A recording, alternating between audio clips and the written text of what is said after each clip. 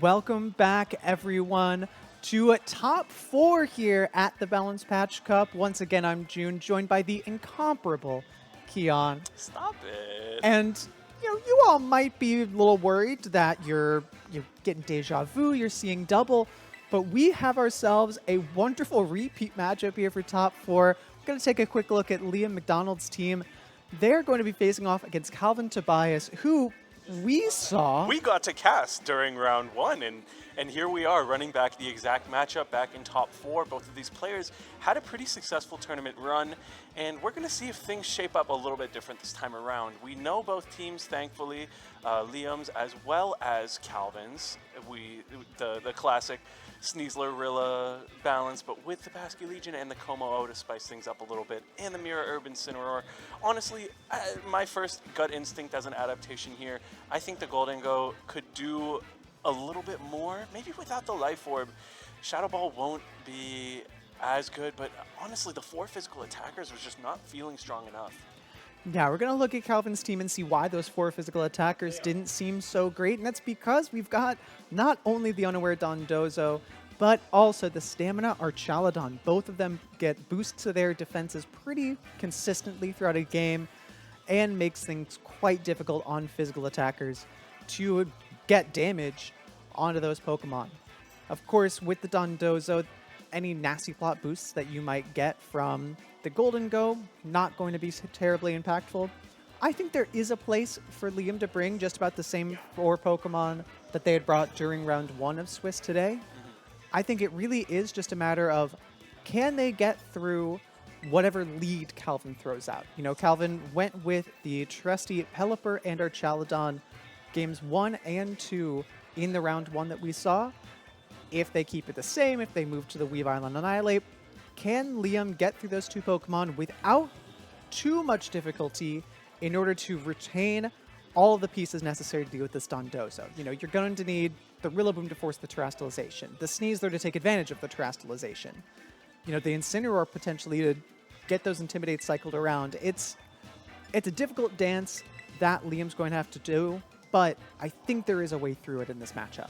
I think the advantage is you can be pretty confident that you won't have to see the Weavile or the Annihilate, and that the Archaladon and the Dondozo will be the primary target, seeing how unbreakable they were in the early game. And you know, Liam did a good job of sort of playing to understanding those threats, knowing when to land the high horsepowers over the fake outs, knowing when to place those wood hammers. But I think the one thing is the Dondozo got carried away both games, and I think you are absolutely right that we have to Liam is going to have to find a way to place those acrobatics, those flare blitzes, anything that they could possibly throw at this Dondozo at just the right intervals to chip it down before it gets out of hand. Yeah, again, it's a pretty uphill battle just from a team matchup standpoint, but we're getting into it now, taking a look at how these 2 players are going to start things off. It's Rillaboom and Basque Legion on Liam's side, staring down the, once again, Pelipper and Archaladon for Calvin.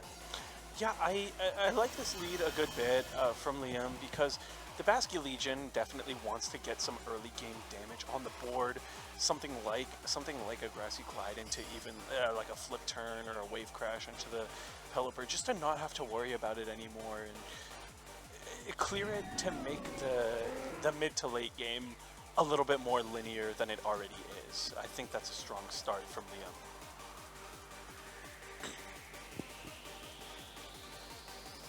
Going to see how these 2 players lead things off here. You know, of course, the Grassy Glide pressure into this Pelipper, the fake out pressure into that slot. The Pelipper is Terra Ghost, can get around a fake out, but you're probably not going to commit that to the Pelipper, especially not this early in the contest if you're Calvin.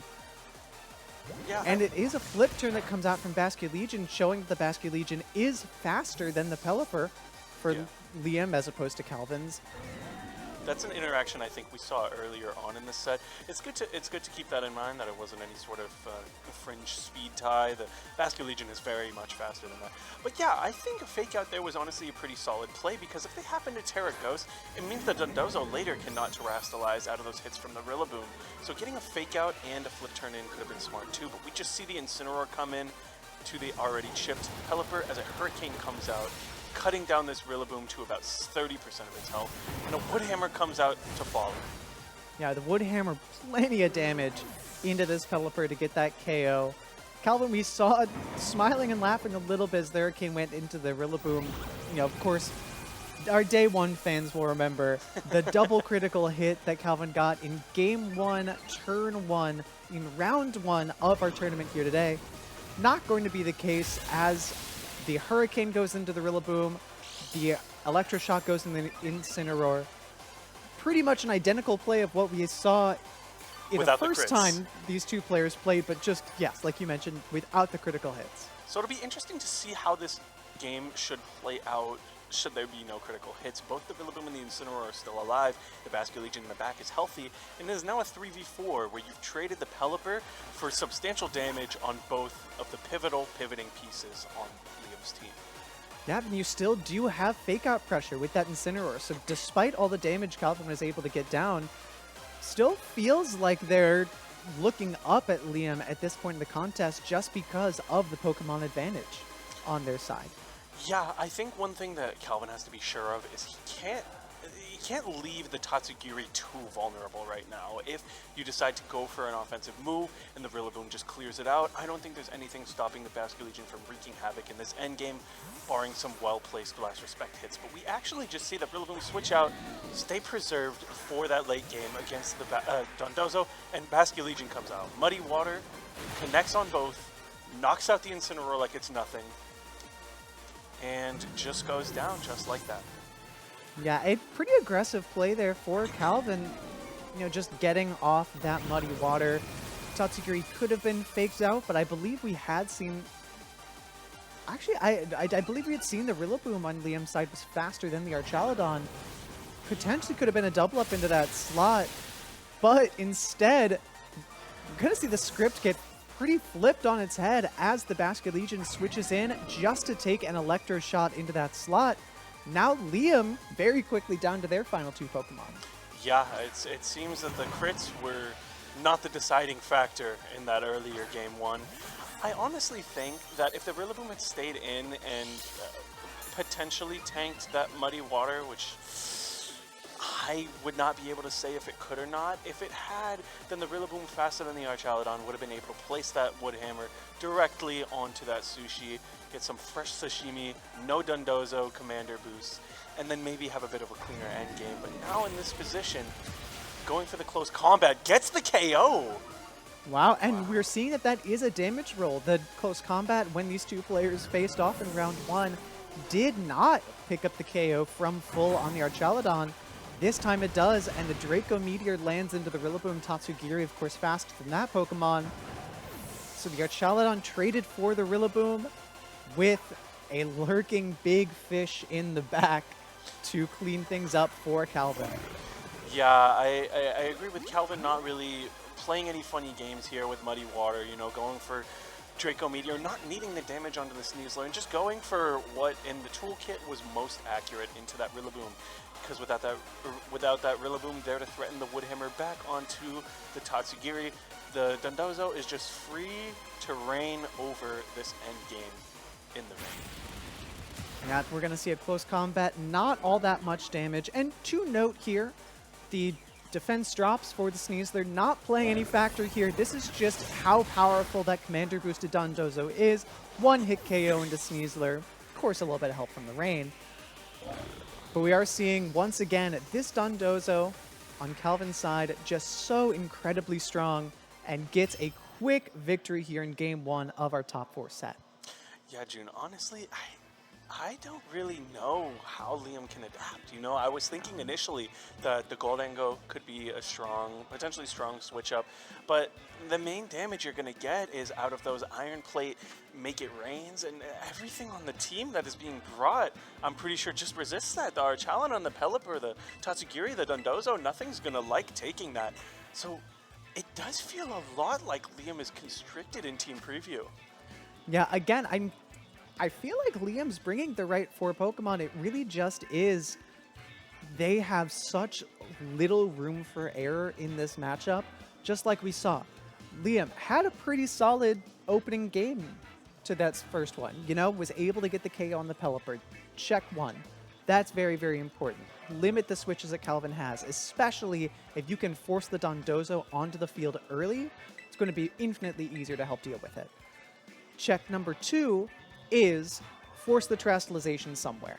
You're Yeah. going to need to make sure that you can swing your attacks into Pokemon with confidence. You know, is the Dondozo a water type or a grass type? Is the Archelodon a steel type or a fighting type? You know, these are very, very important questions that you need answers to.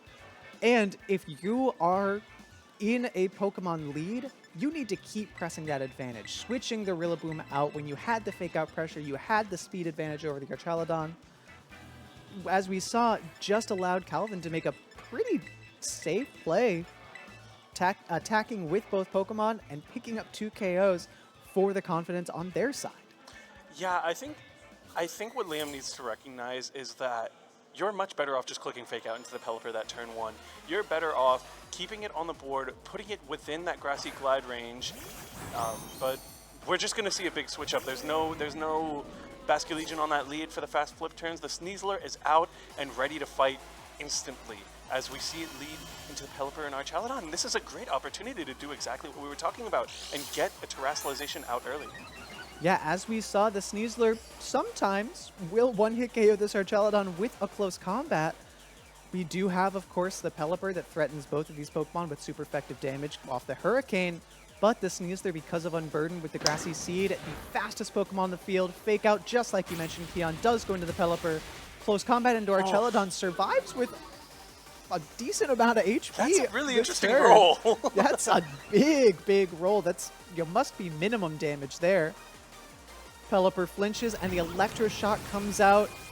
I'd guess it's probably the Sneasler that's about to get Electroshotted.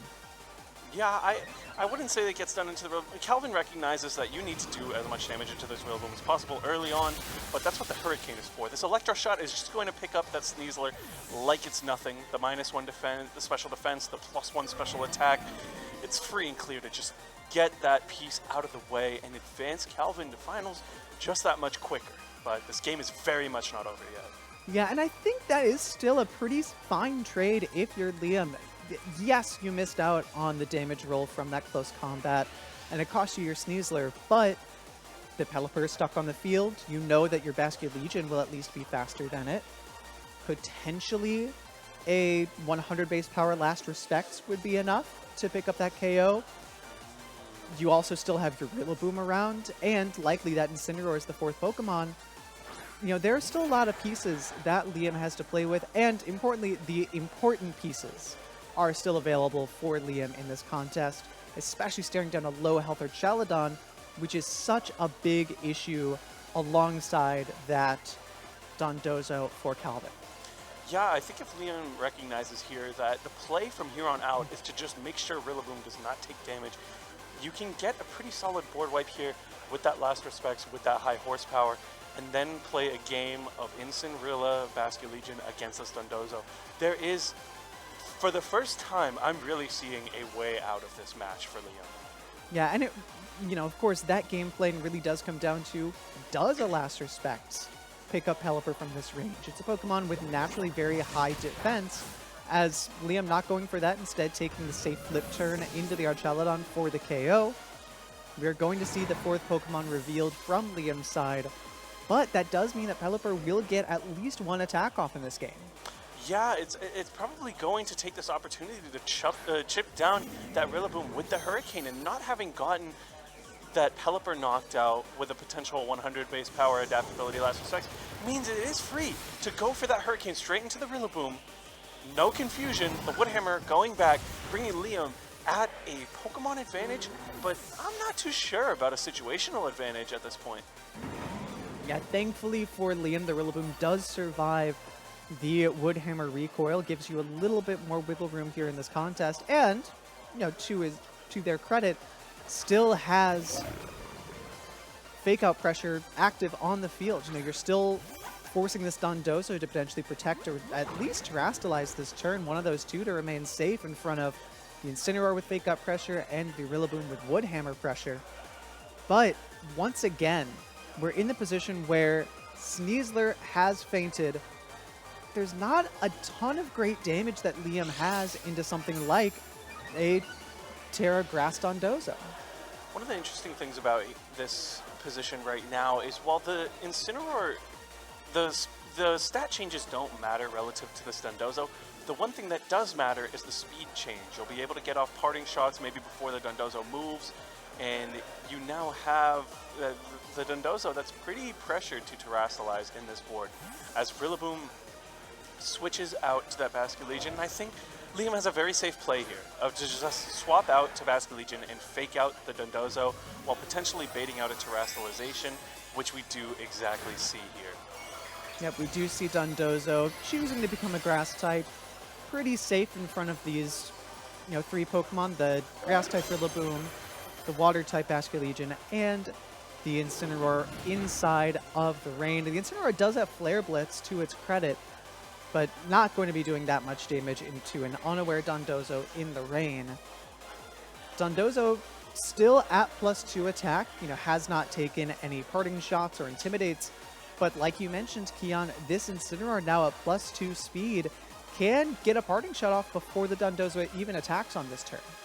Yeah, and I think there's a really interesting line out of this that entails doing your best to stall out the rain, leverage the Terra Ghost on the Incineroar to be able to withstand these last couple of turns, get a parting shot off, and play towards being able to chip away at that Dondozo after some intimidates with that Flare Blitz. It's going to take a lot of very precise positioning and calling from Liam to make their way out of this, but this parting shot and the Terrasalization is a great play because this also means that the Incineroar, if it has to, can pivot in and not have to worry about getting one-shotted by a Wave Crash out of the rain as Rillaboom comes back in.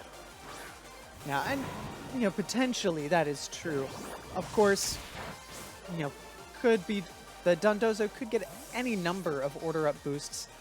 I was going to say before the Incineroar comes back in, but with the parting shot plus flip turn, the Dondozo all of a sudden now at neutral attack will get the order up off on this turn, but yeah, the Incineroar feels like it just is able to get more drops to Dondozo than it can get boosts, at least at this point in the game.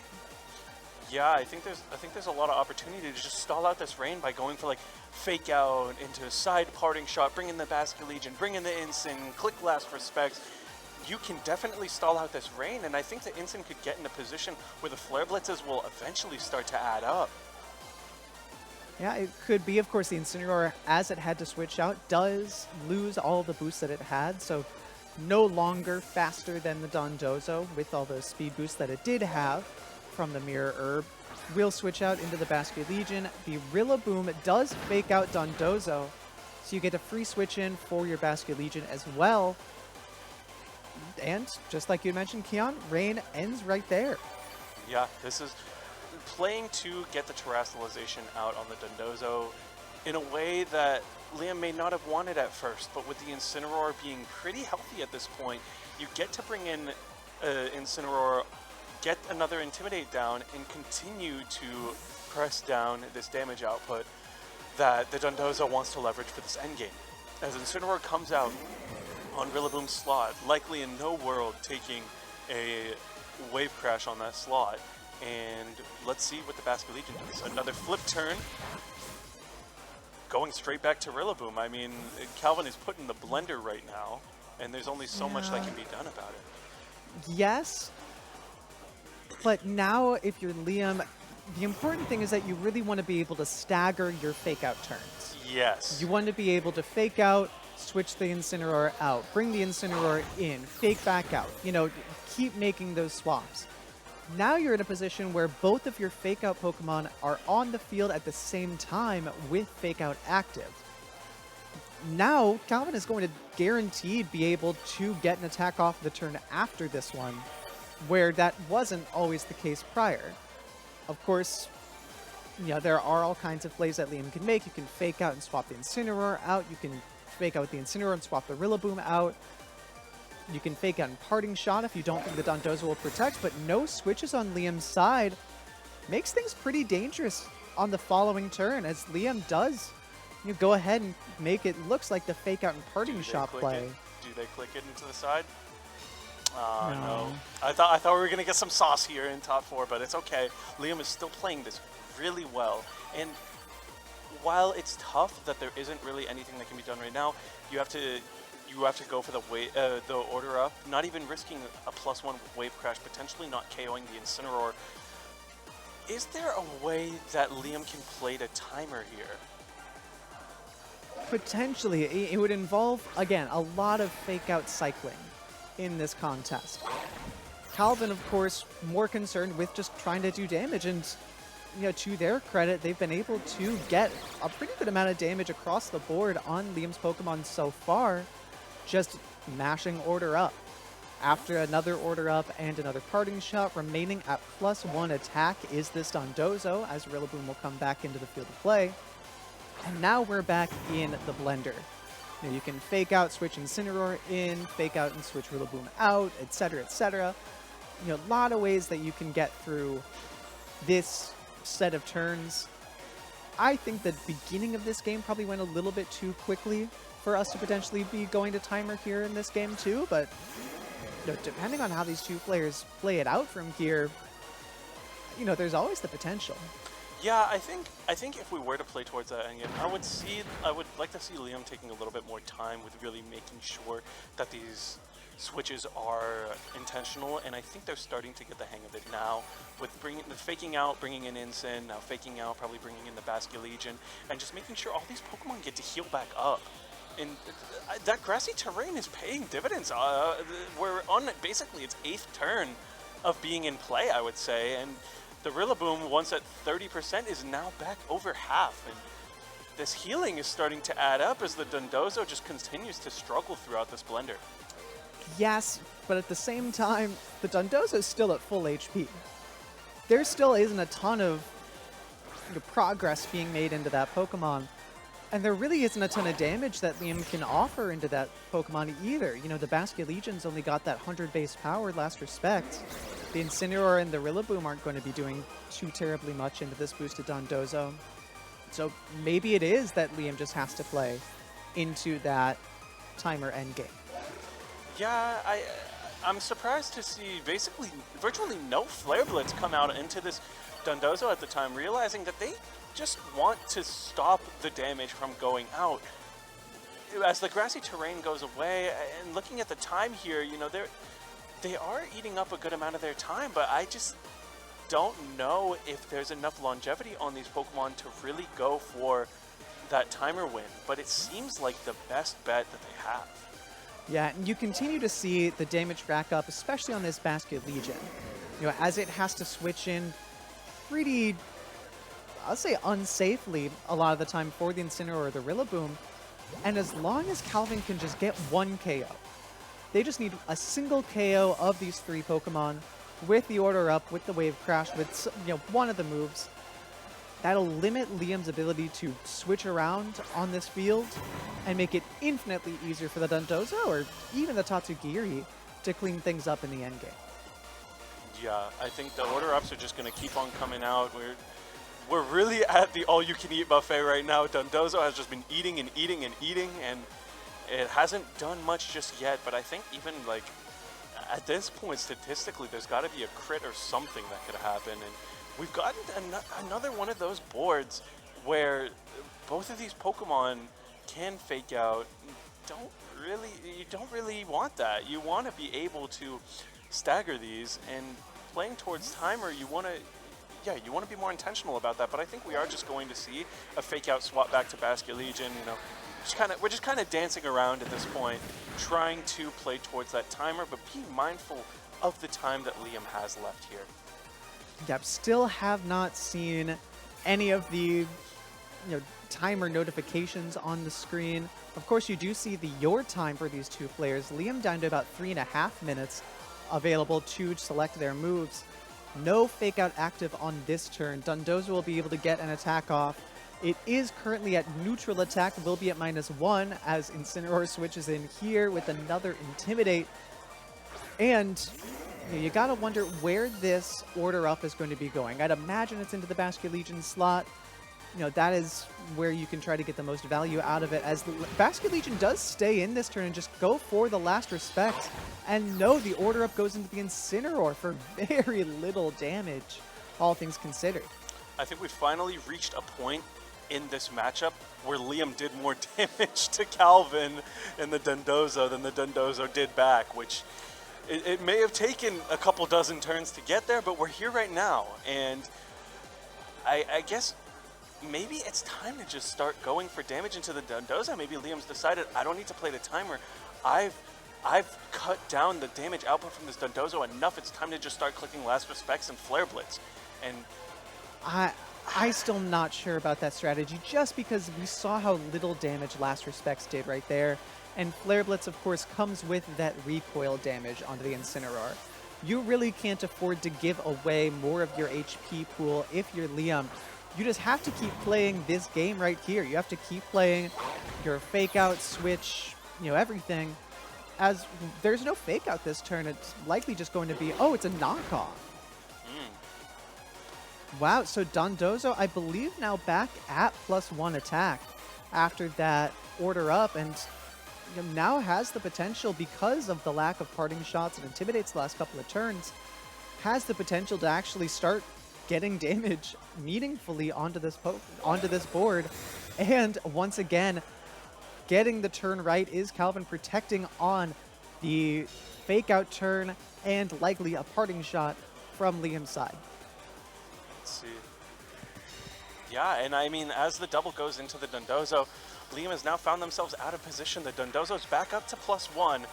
Both of the fake out brothers without a fake out, and now I think things got pretty dicey pretty quickly. Liam was playing towards the consistent win condition and has found themselves floundering a bit here against the Dondozo after knocking off the leftovers. We see Rillaboom swap back to the Basket Legion, and if this order up does enough, there's a chance that the timer win condition is just out the window, just like that. Order up comes out, and Basket Legion lives. Basket Legion lives, but with very little HP, and it's a Flare Blitz instead into the Dondozo. A lot of damage, and the burn. That might be what does it for Liam. The burn into the Dondozo after knocking off the leftovers now not only halves the Dondozo's base power of all of its attacking moves, but puts it on a pretty severe timer here, losing 1/16 of its HP every turn to burn damage. Yeah, and I think now, with Liam having been in an awkward position before, this Flare Blitz burn really easily enables them to just swap out the Basket Legion, get another Flare Blitz onto the Dondozo. You don't even have to, you can just flip turn. If they're protecting, they take the burn damage, as June said, and it would be a much tougher game. But with the flip turn and the Flare Blitz, the Dondozo can just go down. The grassy terrain comes back for all of the partners on Liam's side, and it's just the sushi against the world. Yeah, of course, now this is a +2 Dondozo, which with the burn is going to be halved to about neutral. It doesn't look like that would have been quite enough without the burn to KO the Rillaboom on that turn, but would have been very, very close. And the Incineroar now very low on HP. We finally do get the 3 minutes left warning here in this contest, but I believe because of the Flare Blitz and the burn on Liam's side, might be seeing the end, and it looks like Calvin's seeing the writing on the wall as well. Yeah, that was a really well-played game from Liam, understanding when to go for those sort of moments where it's not really the most intuitive play to go for fake out, get both of your Pokemon on the board that can fake out, but being able to know when to cycle them out, get the Intimidate off, get the grassy terrain back up, get a flip turn off, bring in the Instant right as it terras so it can take an order up on the other side. It was a really well-crafted dance from Liam, honestly. Yeah, and those end games are extraordinarily difficult to try to choreograph, just because of how many turns ahead you have to be thinking with planning your fake outs, planning your parting shots, your intimidates, your Basket Legion, if it can hit the field safely at all, because that was the Pokemon that was running out of HP the quickest on Liam's side, with just how much it had to switch in without protection, without the opportunity of a fake out Pokemon next to it, or without the parting shot going before the Dondozo. Yeah, and I think Liam might want to understand that the importance of playing a little bit slower if the win condition is going to be something like that. Having to potentially go to timer, having to really be careful of the positioning of the Incineroar, the Rillaboom, the Basculegion, and especially with Order Up being so important there. I think the Sneasler was too. It has to stick around. You know, I'm seeing it. These four are the right four to bring, believe it or not. And so it's just about choreographing that really delicate mid to late game, making sure that you get that right positioning, you get just that right ounce of luck when you need it, and overpowering Calvin's unbreakable offense. Yeah, and to Liam's credit, they put themselves in a position where you can get those kinds of opportunities. They made some pretty aggressive trades early on in the contest. Yes, Sneasler went down pretty early, but so did the Archaludon. So did the Pelipper. Forcing the Dondozo and the Tatsugiri out pretty early is what allowed the Incineroar and the Rillaboom to start getting those fake-out cycles going, and the Basculegion to just honestly survive as another warm body. No pun intended, I suppose, with the nature of Basculegion. But just as a third Pokemon to stick around and switch in. And I think the wrong lesson that Calvin could take from this is that something has to terrestrialize earlier, because then that would make the Dondozo much weaker. So I don't think that they will try and go for something like that, as we see the same leads for this Game 3. Sneasler leveraging that close combat just as well into the Archaludon and having the fake out pressure as well. You could, if I'm in Calvin's shoes, I'm feeling pretty pressured to Terra here after seeing how minuscule the Terra Grass was in the late game and how fast my front line got overwhelmed. But that might be the mistake that Liam is exactly looking for. Yeah, to be clear, the Terra Grass was the only thing that was keeping the Dondozo from just dropping to a couple of Wood Hammers from Rillaboom in that end game. So, you may still feel that you need to have that available, but, I'm not on the field playing right now. I'm very interested to see how these two players go about managing their resources on this early game, and it looks like Calvin is planning something just a little bit different for this turn one, trying to preserve some of those resources a little bit more and get that early game advantage that they did not have in game 2. So we are actually going to see the terrestrialization come out from Calvin's Archaludon, opting for the Terra fighting, making sure that you're not weak to the close combat, but in turn gaining a weakness to that acrobatics should it come out. But we see the close combat doing a pretty good amount of damage, as we saw the damage rolls throughout this set, and the prior one, that would have KO'd had Calvin not terrestrialized, and that would have been a terrible turn one for them.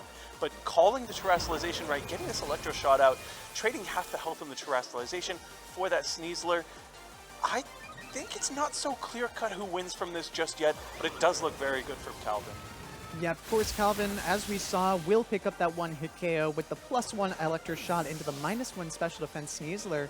But going back to that close combat damage roll, Keon, it's just very interesting to me to see the big fluctuation. That one would have done, without the terrestrialization, 206 damage into the Basculegion.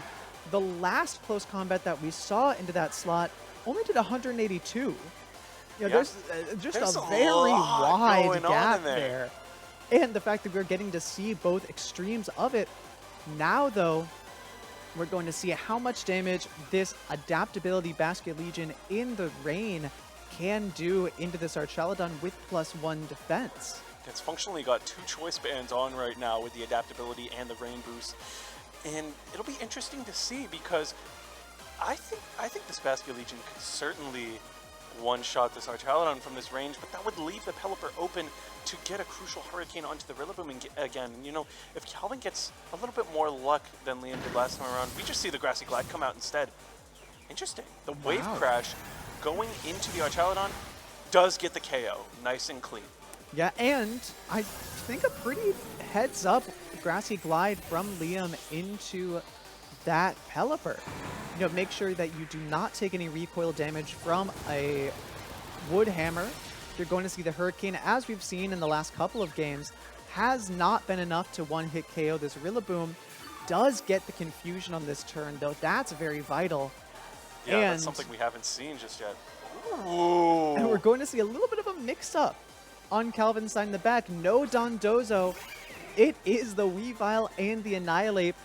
Likely why we saw Calvin so willing to go for that Terastallization on the Archaludon early in this game, because you don't need to save it for your Dondozo at the end of this one. Yeah, I will say I'm understanding the Terastallization much more now that I see that the Weavile and the Annihilate are in the back. But honestly, I don't know if that was the right bring. Because, I mean, now that the Terastallization was waited out, that was good. But the fact that the priority move and a Basket Legion attack into the Weavile could knock it out just like that, I don't know how good of a position this would be for Calvin. Well, the Basket Legion just switches out. We're not going to see that KO. As the Incineroar comes in, same 4 Pokemon on the inside, not too terribly surprising there. Will land the Intimidate down onto this Weavile. Rillaboom confused. And it does get the Grassy Glide off. That's very, very important. Now we're going to see what this Weavile can do into this Rillaboom. Importantly, Weavile, oh no, misses the triple axle. And our 2 players disappear from the screen. It's so tragic that they're gone. Oh, Calvin's back. Calvin was happy about that. And I don't think Calvin was terribly happy about missing the triple axle there. You know what? I think you're right. I would go out on a limb and say that. Yeah, not too glad at that exchange, because now, without the Dondozo and Tatsugiri, you're left with the offense is not as pressing to the Rillaboom and the Incineroar. Incineroar understanding when to switch in, seeing that Weavile, saying, I don't want to come in when the Annihilate's out. I like that Mirror Herb, but not in the rain. And the Annihilate doesn't even get there with the close combat. Wow. The world's weakest Annihilate. Close combat, not even picking up Rillaboom there. Wood Hammer will, with the residual damage that it does to itself, KO the Rillaboom.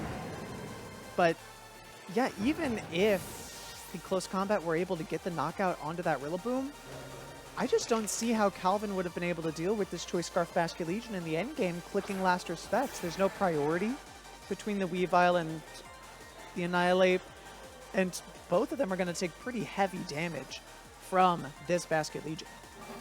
Yeah, and as Last Respects comes on out, that'll be the set. You know, Liam, from what looked like an abysmal matchup earlier, and frankly, it was not a good one, really clawing back, playing that Game 2 so patiently, and catching Calvin on the adaptation Game 3, not worrying about a potential Terastallization early on, really played that well.